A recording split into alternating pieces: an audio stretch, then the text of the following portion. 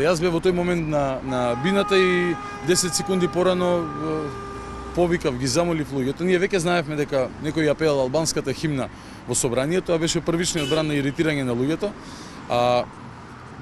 Бев на бина кога се дозна дека има обид за гласање на Талат Џафери за председател на собранието, настрана, нели, со кршење на деловникот, настрана од бината во оној круг кој што го направија пратениците на таа тиранска коалиција. Не, пратениците на ВМРО за одоколу. Да, седеа одоколу, ама тоа е друга тема.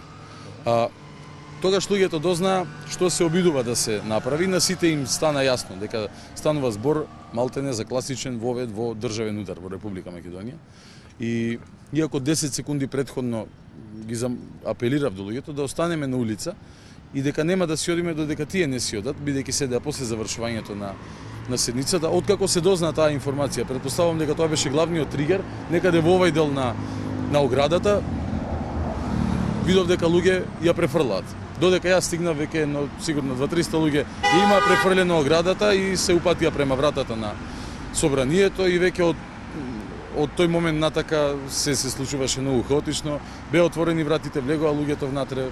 После некој време влегов и јас се обидував некој ред на вратите да воспоставам. Јас не знам ни кои беа напаѓачите во собранието, ако полицијата ги идентификувала, може да ме праша. Го видов само тој стариот дедо кој што ја повлече за коса госпеѓа Шекеринска, него не го познавам, другите не ги видов. Има нели повеќето маски на главите. Не чувствам одговорност како еден од иницијаторите на граѓанската иницијатива, бидејќи ние никаде не повикуваме на насилство, нити па сме повеле некого да биде насилен кон некого. Напротив, 60 дена, како што знае целата јавност, ние на мирен и на многу достоинствен начин се трудиме да го кажеме оно што го мислиме. Ние сме кажале дека како што луѓето ги внесле пратениците, така може да ги изнесете. Сега тоа може да го толкувате вие на различен начин, меѓутоа луѓето не ги внесле на раце пратениците внатре, не ги внесле со помош на гласање за окружување. Но што и да е, кој што и како да кажал, никој не кажал дека ќе влеземе и ќе ве тепаме, ќе влеземе и ќе искршиме се, ќе влеземе и ќе има крв, ќе влеземе и ќе има конкретно сликите ги видов крвавите кога бев надвор. А понатаму кога влегов внатре веќе имаше кордон специјалци на скалите, ги имаше тие и порано, кога првиот пат влегов, меѓутоа тогаш бев во салата доле, во сала Македонија. И како еден од иницијаторите на заедничка Македонија, чувствував друга одговорност во тој момент. Живи здрави. Чувствував друга одговорност во тој момент, на ваквите луѓе да обезбедам вода на влезовите полицајците кои што па не да ги изнесам надвор. За надвор предложив да се изнесат повозрастните луѓе кои што можеби имаат проблеми со дишењето.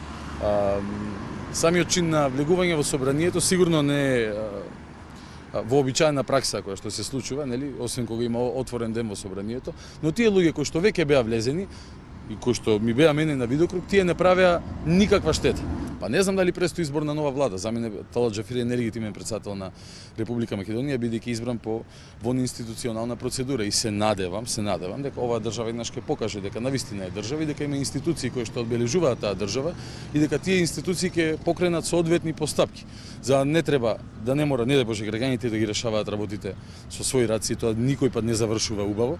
Институциите да поведат сметка и да побараат одговорност од сите луѓе кои што, како да ви кажам, буквално се спремиле да направат државен удар во Република Македонија. Вторник продолжуваме исто како и сите 60 дена, освен оваа немила епизода пред собранието, мирно и достоинствено да го бараме она во што веруваме и она што сметаме дека имаме не право да го добиеме, просто ние сакаме да го зачуваме, не сакаме ништо екстра да добиеме.